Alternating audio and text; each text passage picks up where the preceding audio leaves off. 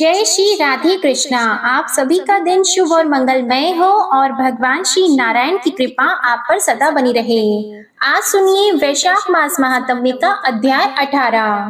आज के अध्याय में आप सुनेंगे वेंकटाचल के मुख्य तीर्थों का वर्णन, पुराण श्रवण की महिमा और नियम तथा अर्जुन की तीर्थ यात्रा का वर्णन। ऋषियों ने पूछा, पौराणिकों में श्रेष्ठ सूत जी, इस वेंकटाचल पर उत्तम धर्म विषयक अनुराग प्रदान करने वाले मुख्य तीर्थ कितने हैं? कौन ज्ञानदायक है, कौन भक्ति और वैराग्य देने वाले हैं तथा कौन मोक्ष प्रदान करने वाले हैं? उन सबका वर्णन कीजिए। तब श्री सूत जी बोले, उत्तम व्रत का पालन करने वाले शौनक जी, इस श्रेष्ठ पर्वत पर मुख्य 108 तीर्थ ऐसे हैं जो उत्तम धर्म में अनुराग प्रदान करने वाले हैं। इन 108 तीर्थों में 60 तीर्थ भक्ति और वैराग्य देने वाले हैं और इस वेंकटाचल के शिखर पर 6 तीर्थ मुक्तिदायक माने गए हैं, जिनके नाम इस प्रकार है: स्वामी पुष्करणी, आकाश गंगा, पाप विनाशन, पांडु तीर्थ, कुमारधारिका तीर्थ और तुम्बु तीर्थ। जो मनुष्य इन तीर्थों के महात्म्य के साथ भगवान विष्णु की भुवन पावनी कथा को सर्वदा श्रवण करते हैं, वे इस लोक में निश्चय ही भगवान विष्णु के भक्त होते हैं। संपूर्ण भुवनों को पवित्र करने वाली श्री विष्णु कथा को सर्वदा श्रवण करने में यदि कोई समर्थ न हो तो 2 घड़ी, 1 घड़ी या 1 क्षण भी जो भक्ति पूर्वक इसे सुनता है, उसकी कभी दुर्गति नहीं होती। संपूर्ण यज्ञों और सब प्रकार के दानों से जो फल प्राप्त होता है, वही फल मनुष्य एक बार पुराण कथा का श्रवण करने से प्राप्त कर लेता है। पुराण का श्रवण और भगवान विष्णु के नामों का कीर्तन, ये 2 ही मनुष्य के पुण्य रूपी वृक्ष के महान फल हैं। यदि कोई बड़ा प्रयत्न करके अमृत ही पी ले तो भी वह अकेला ही अजर अमर होता है, परंतु भगवान विष्णु का कथा रूप अमृत तो समस्त कुल को ही अजर अमर बना देता है। पुराण को जानने वाला विद्वान, बालक, युवा, वृद्ध, दरिद्र अथवा दुर्भाग्य युक्त ही क्यों न हो, वह पुण्यात्मा पुरुषों द्वारा सदैव वंदनीय और पूजनीय होता है। पुराण वेत्ता ब्राह्मण जब कथा कहने के लिए व्यास आसन पर बैठ जाएं, तब प्रसंग की समाप्ति होने तक वह किसी को प्रणाम न करे। जहाँ खोटे मनुष्य रहते हो, जो स्थान हिंसक जंतुओं से घिरा हो तथा जिस घर में जुआ खेला जाता हो, वहाँ विद्वान पुरुष पवित्र कथा न कहे। जो उत्तम गांव हो, जहाँ अच्छे लोग बसते हो, जो उत्तम क्षेत्र, पवित्र देवालय या नदी का पवित्र तट हो, वही विद्वान पुरुष पवित्र कथा बाचे। जो श्रद्धा और भक्ति से युक्त हो, अन्य कार्यों में जिसका मन न लगा हो और जो मौन, पवित्र और शांत भाव से सुनते हो, ऐसे श्रोता पुण्य के भागी होते हैं। जो अधम मनुष्य बिना भक्ति भाव के पवित्र कथा सुनते हैं, उनको पुण्य फल की प्राप्ति नहीं होती। जो पान चबाते हुए भगवान की पवित्र कथा सुनते हैं, वे नरक में जाते हैं। जो पाखंडी ऊंचे आसन पर बैठकर कथा सुनते हैं, वे नरकों को भोगकर अंत में कौवे होते हैं। जो वीरासन लगाकर अथवा सिंहासन पर बैठकर भगवान की कथा सुनते हैं, वे टेढ़े मेढ़े वृक्ष होते हैं। जो प्रणाम न करके कथा सुनते हैं, वे विष वृक्ष होते हैं। और जो स्वस्थ होकर भी सोकर कथा सुनते हैं,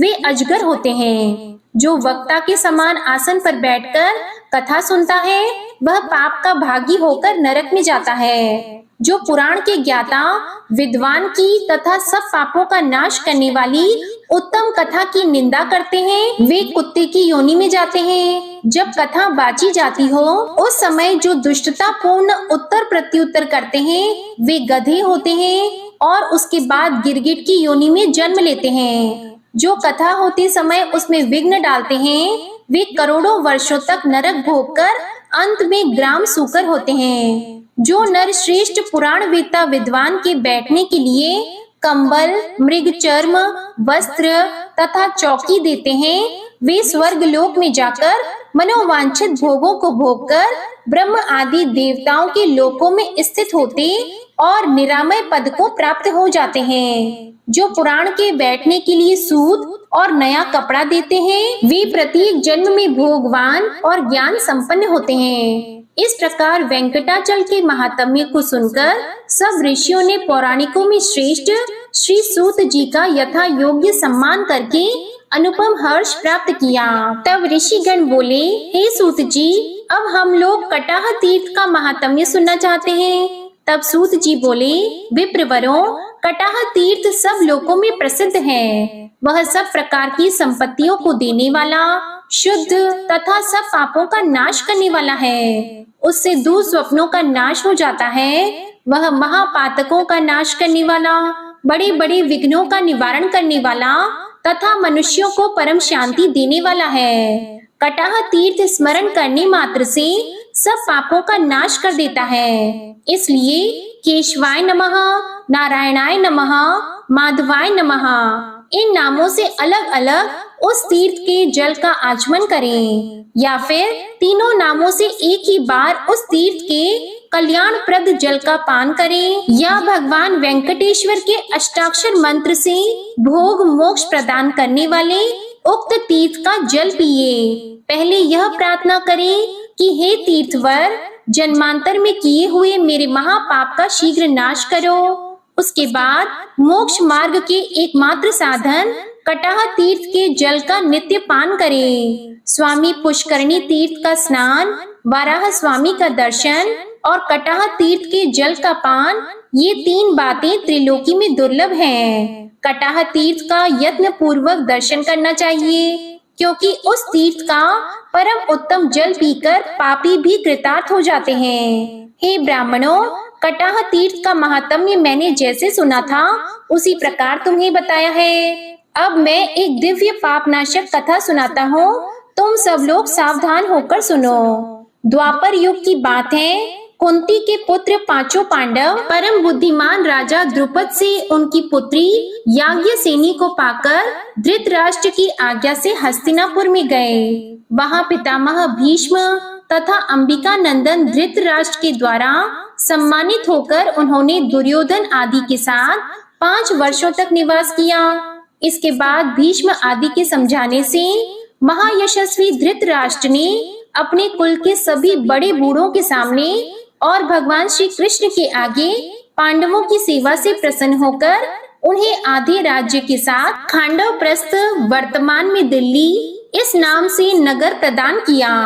तब धृतराष्ट्र आदि कौरवों की अनुमति लेकर सब पांडव श्री कृष्ण के साथ खांडवप्रस्थ में चले गए। वहां विश्वकर्मा से सुरक्षित इंद्रप्रस्थ नामक पुर में रहते हुए भाइयों सहित युधिष्ठिर ने पृथ्वी का पालन किया।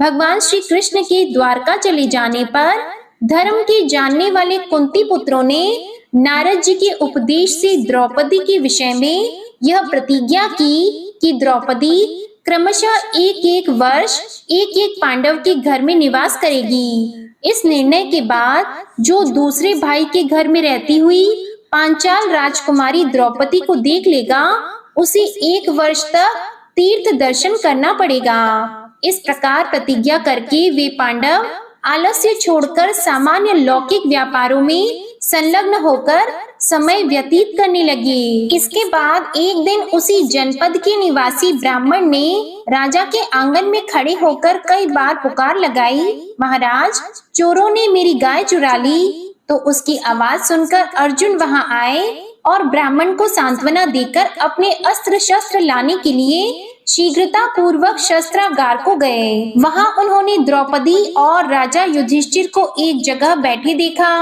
इस विषय में की हुई प्रतिज्ञा को जानते हुए भी उन्होंने वहां से धनुष और बाण ले लिए और युद्ध में लुटेरों को मारकर ब्राह्मण की गाय लौटा ली। फिर उसे ले जाकर ब्राह्मण को आदर पूर्वक समर्पित कर दिया।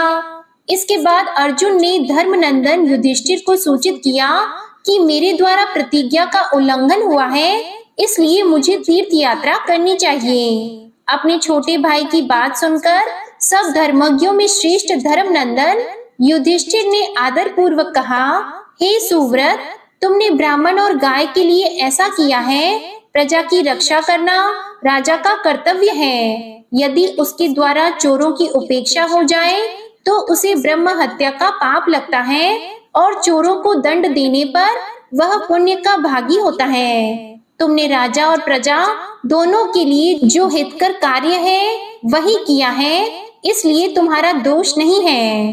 धर्मराज का यह वचन सुनकर सदा धर्म में तत्पर रहने वाले अर्जुन ने हाथ जोड़कर कहा, भूपाल, आप ऐसी बात न कहें। आप धर्म के सर्वस्व को जानते हैं। धर्म के साक्षात स्वरूप है और कर्तव्य तथा अकर्तव्य के ज्ञाता हैं। समर्थ पुरुष को अपनी की हुई प्रतिज्ञा का कभी भी उल्लंघन नहीं करना चाहिए। हे आर्य, यदि मुझ पर दया करके मुझे तीर्थों में जाने से रोक देंगे तो संसार के मनुष्य यदि मुझे हत प्रतिज्ञ कहने लगे तो उन्हें कौन रोक सकता है। मेरा मन भी तीर्थ यात्रा की उत्कंठा से उतावला हो रहा है।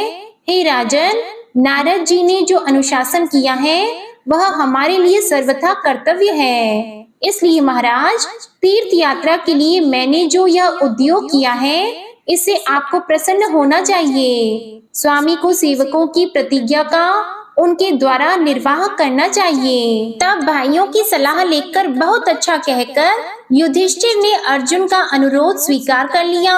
अर्जुन ने प्रणाम और विनय आदि के द्वारा अपने बड़े भाई को संतुष्ट किया।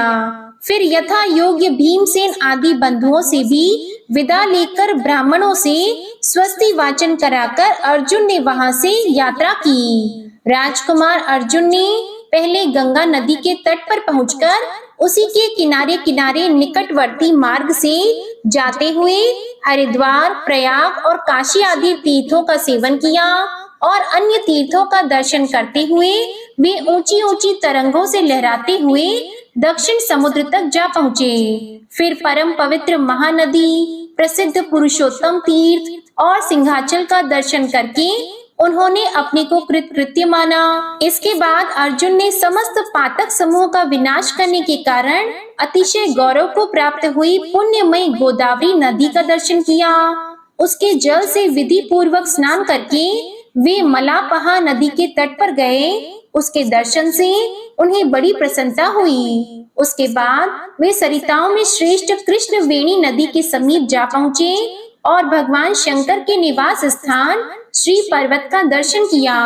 फिर पिनाकिनी नदी को पार करके देवताओं और ऋषियों द्वारा सेवित वेंकटाचल पर्वत पर दर्शन किया, जो भगवान नारायण का प्रिय निवास है। उस पर्वत के शिखर पर स्थित संपूर्ण लोकों के एकमात्र स्वामी सुप्रसिद्ध भगवान श्री हरि का अर्जुन ने कल्याण की सिद्धि के लिए भक्ति पूर्वक पूजन किया। इसके बाद महापर्वत वेंकटाचल के शिखर से उतरकर उन्होंने सिद्धों और मुनियों के समुदाय से सेवित सुवर्ण मुखरी नाम वाली नदी का दर्शन किया, जिससे मुनिवर अगस्त जी यहाँ लेकर आए थे। जय श्री कृष्णा। आज का अध्याय यहीं समाप्त हुआ। इसके आगे का वृतांत आप अगले अध्याय में सुनेंगे। अब आप सुनिए विष्णु चालीसा का पाठ। विष्णु सुनिए विनय सेवक की चित लाए, कीरत कुछ वर्णन करो दीजिए ज्ञान बताए। नमो विष्णु भगवान खरारी, कष्ट नशावन अखिल बिहारी। प्रबल जगत में शक्ति तुम्हारी, त्रिभुवन फैल रही उजियारी। सुंदर रूप मनोहर सूरत, सरल स्वभाव मोहनी मूरत। तन पर पीतांबर अति सोहत, बैजंती माला मन मोहत। शंख चक्र कर गदा विराजे, देखत दैत्य असुर दल भाजे। सत्य धर्म मद लोभन गाजे, काम क्रोध मद लोभन छाजे। संत भक्त सज्जन मन रंजन, धनुज असुर दुष्टन दल गंजन। सुख उपजाए कष्ट सब भंजन, दोष मिटाय करत जन सज्जन। पाप काट भव सिंधु उतारण, कष्ट नाश कर भक्त उबारण। करत अनेक अनेक रूप प्रभु धारण, केवल आप भक्ति के कारण। धरणी धेनु बन तुम ही पुकारा, तब तुम रूप राम का धारा। भार उतार असुर दल मारा, रावण आदिक को संहारा। आप वराह रूप बनाया, हिरण्याक्ष को मार गिराया। धर्मस्य तन सिंधु बनाया, 14 रत्नन को निकलाया। अमिलख असुरन द्वंद मचाया, रूप मोहिनी आप दिखाया। देवों को अमृत पान कराया, असुरन को छवि से बहलाया। कूर्म रूप धर सिंधु मझाया, मंदराचल गिरि तुरत उठाया। शंकर का तुम फंद छुड़ाया, भस्मासुर को रूप दिखाया। वेदन को जब असुर डुबाया, कर प्रबंध उन्हें ढूंढवाया। मोहित बन कर खल ही नचाया, उस ही कर से भस्म कराया। असुर जलंधर अति बलदाई, शंकर से उनकी न लड़ाई। हार पार शिव सकल बनाई, कीन सती से छल खल जाई। सुमिरन कीन तुम्हें शिव रानी, बतलाई सब विपत कहानी। तब तुम बने मुनीश्वर ज्ञानी, वृंदा की सब सुरति भुलानी। देख 3 धनुज शैतानी, वृंदा आए तुम्हें लपटानी। हो स्पर्श धर्म क्षति मानी, हना असुर उर शिव शैतानी। तुमने ध्रुव प्रहलाद उबारे, हिरणाकुश आदिक खल मारे। गणिका और अजामिल तारे, बहुत भक्त भव सिंधु उतारे। हरहु सकल संताप हमारे, कृपा करहु हरि सिरजनहारे। देखहु मैं निज दर्श तुम्हारे, दीप बंधु भक्तन हितकारे। चाहता आपका सेवक दर्शन, करहु दया अपनी मधुसूदन। जानो नहीं योग्य जब पूजन, होय यज्ञ स्तुति अनुमोदन। शील दया संतोष सुलक्षण, विदित नहीं व्रत बोध विलक्षण। करहु आपका किस विधि पूजन, कुमति विलोक होत दुख भीषण। करहु प्रणाम कौन विधि सुमिरन, कौन भांति मैं करहु समर्पण। सुर मुनि करत सदा सेवकाई, हर्षित रहत परम गति पाई। दीन दुखिन पर सदा सहाई, निज जन जान लेव अपनाई। पाप दोष संताप नशाओ, भव बंधन से मुक्त कराओ। सुत संपत्ति दे सुख उपजाओ, निज चरणन का दास बनाओ। निगम सदा ये विनय सुनावे, पढ़े सुने सो जन सुख पावे। श्री विष्णु चालीसा समाप्त होती है। प्रेम से बोलिए भगवान विष्णु और माता लक्ष्मी की जय। आपको आज की कथा पसंद आए तो वीडियो को लाइक करिएगा, शेयर करिएगा, कमेंट में भगवान श्री लक्ष्मी नारायण जी की जय लिखिएगा और चैनल को भी सब्सक्राइब करिएगा। इसी के साथ आज आप हमारे चैनल पर अक्षय तृतीया की व्रत कथा और बुधवार की व्रत कथा भी जरूर सुनिएगा। प्रेम से बोलिए राधे कृष्ण भगवान की जय।